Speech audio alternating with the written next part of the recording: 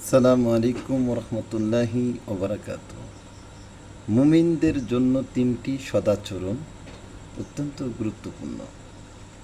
সম্মানিত দর্শক শ্রোতা, জানা অজানার আজকের পূর্বে অত্যন্ত চমৎকার একটি বিষয়, সেটি হলো মুমিনদের জন্য তিনটি সদাচরণ রয়েছে অত্যন্ত গুরুত্বপূর্ণ।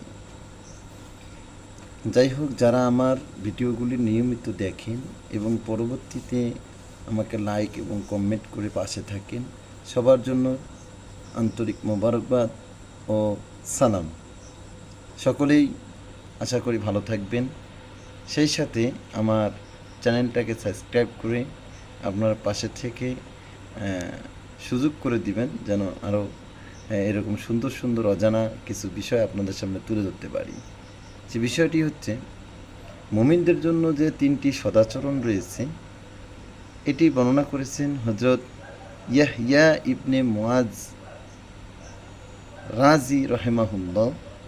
বললেন, তোমার থেকে মুমিন যেন তিনটি সদাচরণ পায়, তাহলে অবশ্যই তুমি সৎকর্ম পরায়ণশীলদের মধ্যে গণ্য হবে।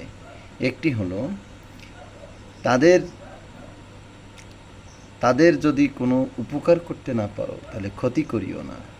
তাদের যদি কোনো উপকার করতে না পারো ক্ষতি করিও না। তাদের যদি তৃপ্ত ও খুশি করতে না পারো তাহলে দুঃখ দিও না। তাদের